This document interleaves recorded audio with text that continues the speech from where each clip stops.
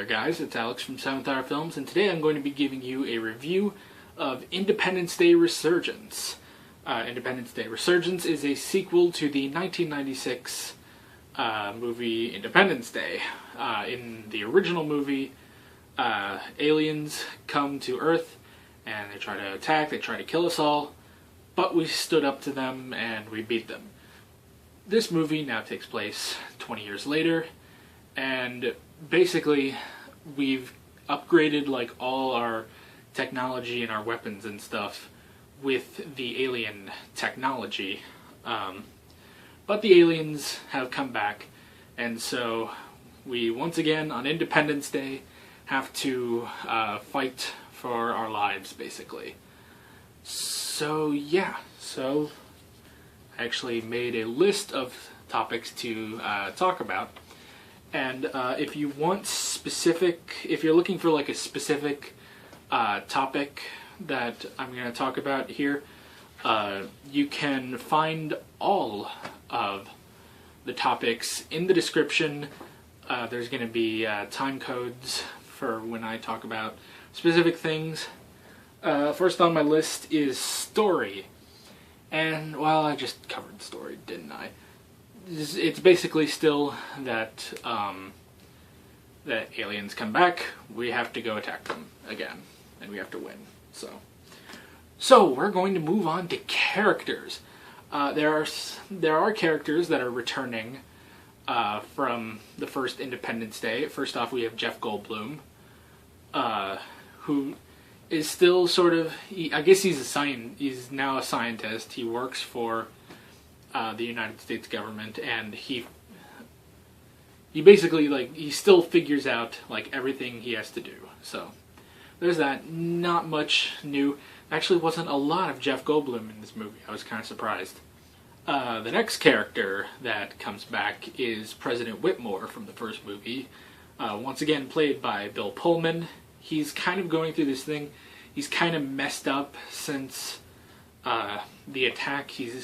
They kind of perceive him as a crazy man, but it's kind of established that he is somewhat connected to the aliens. Like, they all kind of have this hive mind, and he's like connected. And another person that is connected to them is Brent Spiner, the crazy Area 51 scientist from the first movie, is back, and he basically is there to do science stuff again. So there's that. Other returning characters, Judd Hirsch comes back. I think I said Hirsch. It's Hirsch, I think. Judd Hirsch. I think. I don't know. He comes back as Jeff Goldblum's father, and does not really have a vital role. He's really just there to have some comic relief. So it's not intrusive. It's just there. So nothing really to say about that. And then we have two characters from the first movie who didn't really do much in the first movie, and that is the two little kids, basically. First we have President Whitmore's daughter, who's not played by Mae Whitman from the first movie. This is a different actress, which, I mean, it's fine. I noticed that because, yeah, I noticed that. No biggie. Anyway, moving on. So, President Whitmore's daughter, whose character name escapes me, plays, or is a fighter pilot, actually, or I guess a retired fighter pilot-ish. She had to quit, I think because her father is kind of loopy, so she's kind of there to take care of him, but she is also like in the president's staff, I guess. So, and then the other character is the little kid who was the son of Will Smith's wife. So I think it's Dylan, I think is his character's name. So he kind of is trying to also live up to his father, Will Smith. And so yeah. And of course, by saying that, you kind of, everyone knows this, Will Smith is not in this movie. It's okay. it's all right. It's like, I was disappointed when I heard Will Smith wasn't going to be in the movie, but I got over it quickly. So, and then the other main character is played by Liam Hemsworth. He plays a pilot who is stationed on the moon, and he's, I think, the fiance of President Whitmore's daughter. I think, yeah. So him, Will Smith's son, and President Whitmore's daughter, you can tell I'm amazing at character names, but they're all pilots, and they're all in the big battle in the end, which you could say is a spoiler, but it's not. So, alright, next on my list, as I adjust myself, next on my list is cinematography. Cinematography is pretty good, lighting-wise. In the battle at the end, it takes place during the day, which is really good. You really see everything. So, and yeah, I mean, the cinematography is just good. So, music is good. Nothing really stood out except for, in the end, they play the Independence Day theme. So I just remember that. Jump scare count. This is something I'm going to be doing here in all my reviews, is a jump scare count, because I hate jump scares. I'm sure a lot of people hate jump scares. So yeah. Alright, so how many jump scares are there in this movie? Well, I took a pen with me, and this is going to be like upside down and everything, but okay, just that might be backwards, or you can't read it. Alright, basically on my hand I wrote JS for jump scares. Here, let me try to stay in frame. Moron. Alright, so JS for jump scares, I put one tally, because there's one jump scare, but you'll probably immediately guess where it is. It's in a scene that's pretty similar to one of the jump scares in the original movie, if you saw that. So you'll probably know it, and yeah, it didn't get me because I immediately saw it coming. So it's not really that bad. So technically that didn't even count, but it might get some people, so that is why we have a jump scare count for this movie. Movie length. I did not look up how long this movie is, like an idiot. So I'm going to put right here-ish. I'm going to put how long the movie is. There it is. Boom. It did not feel long at all, unlike Free State of Jones, which did feel pretty long.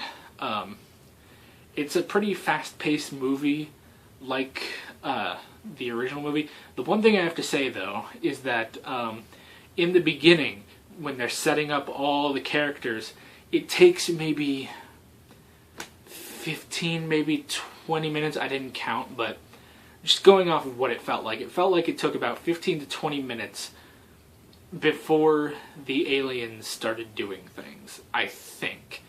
I'm not sure, and that's because, I bring this up because in the first movie, it was right from the get-go, the aliens were coming in, and they were like establishing characters while they were dealing with aliens and stuff. So that's pretty much the only part where I kind of noticed how long it was taking was in the beginning there. So other than that, it pretty much goes by. So yeah. Okay, well, generally, now that I've talked about this, if you're just watching this all the way through, I will. I'm going to get into some spoilers. And these are just going to be what comes off the top of my head. So yeah, this is a spoiler warning. And for those of you probably in the description with all the time codes, I'll put like when I start talking about spoilers. So this is spoiler territory. We're going to talk about some spoilers here. Probably not a lot, because you can kind of guess the plot of the movie because it's Independence Day. You know that the aliens come back, we have to fight them. But so one of the things they do is they actually meet another alien race, and it's really interesting. They find like this sphere or this ship or it's something, and it turns out that this sphere is an enemy of the aliens. None of these aliens have names, by the way. That's something else I noticed. None of these aliens have names, which can make this very confusing. But the sphere is like the last survivor of a race that was destroyed by the the bad aliens. We'll call them the Cthulhus. So, because that's what they look like. Even if you saw the first movie, you know they look like that. So the spheres were pretty much destroyed by the Cthulhus, except for this one. And this lone survivor has been going around to other planets where people have barely survived attacks from the Cthulhus, and it's been training all these survivors basically. So, and then it says, because it picks up English actually, because it says it's a primitive language and we are a primitive people, but it did say that it was on its way to Earth to evacuate us. I think this is what happened. It was on its way to evacuate us in the 90s, but I guess it never got here or something.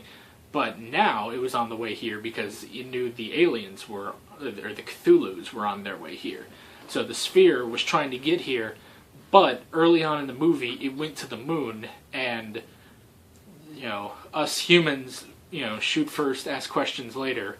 We shot it and severely damaged it. So that's something. So basically, the Cthulhus are they're all like a hive mind, like I mentioned before, and they're looking for the sphere. And even though it's all a hive mind, it is still run by a queen. The Cthulhus are kind of like the Borg, without the assimilating, basically.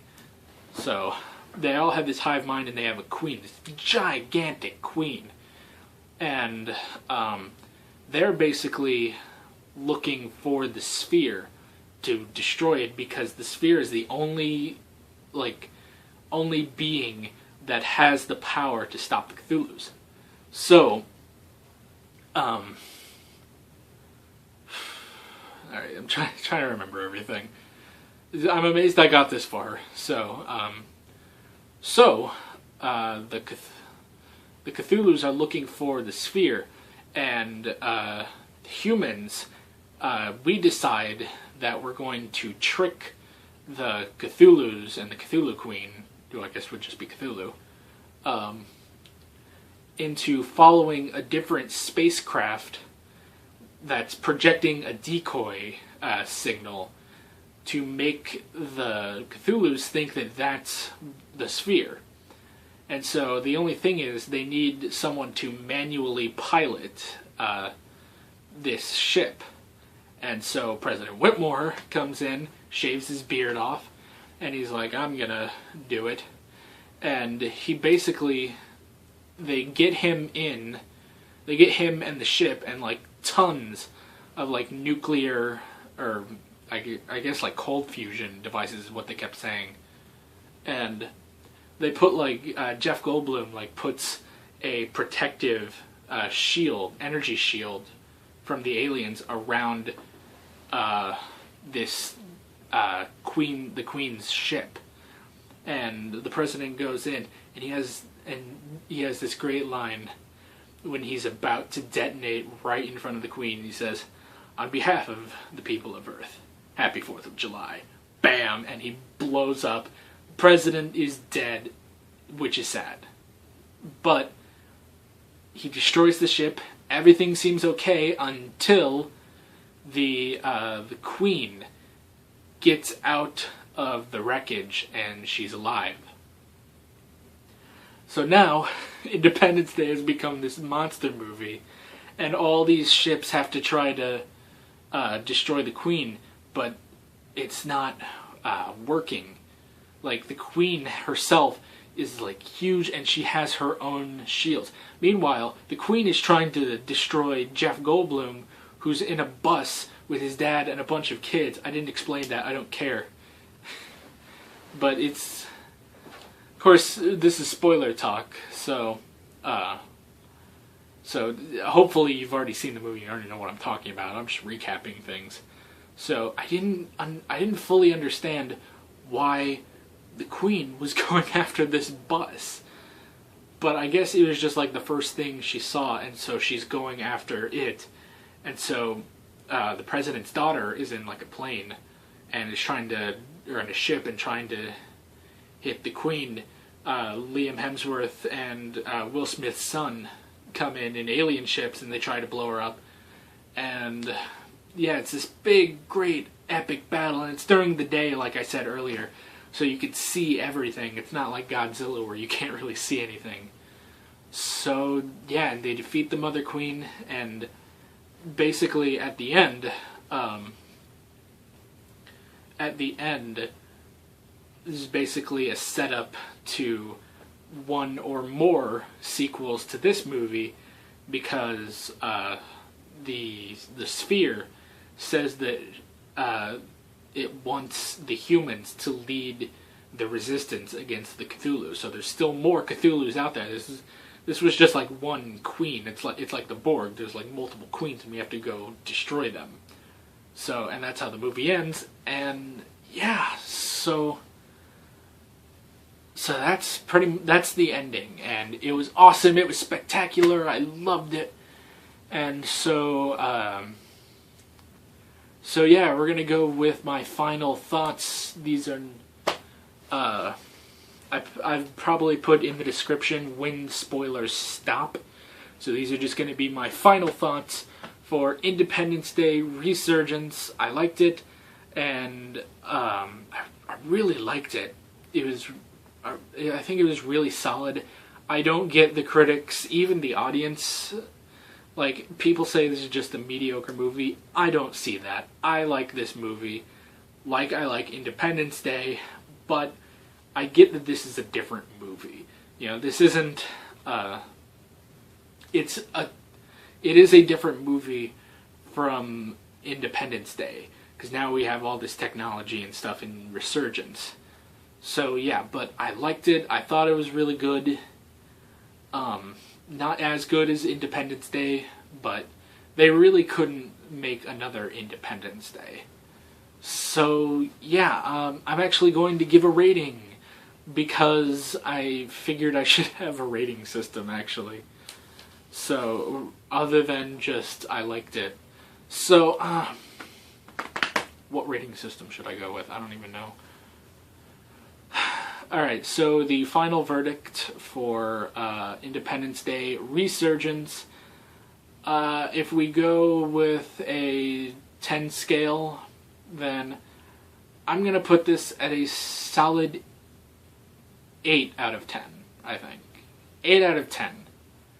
Yeah, that's pretty good. So, there's really just only a couple complaints about it, but it's a pretty solid movie, and if you want, which I know I'm uploading this after the 4th of July, but this is still a good 4th of July movie, like Independence Day was. So, yeah, that's pretty much it. So, 8 out of 10, really good. Go see it if you haven't already. And if you didn't like it, because so many people didn't like it, please post a comment, in the comment section why you didn't like this. Try to be nice, but yeah, leave a comment. I would love to talk about this with you, and you can hear my voice is kind of going. I've been doing this for 20 minutes. This is longer than my normal reviews. But yeah, go ahead and leave a comment if you liked it, if you didn't like it, if you haven't seen it. Yeah, be sure to subscribe. You can check out all my other videos. I've got a review of Free State of Jones, Central Intelligence, X-Men Apocalypse. Yeah, so that's pretty much it. So yeah, new videos every Sunday, by the way. It's something I'm trying to do. I probably won't get every Sunday, but I'm going to try my hardest to get a new video out every Sunday. So yeah, with that being said, I'm Alex from Cinematography Films, and I will see you guys later.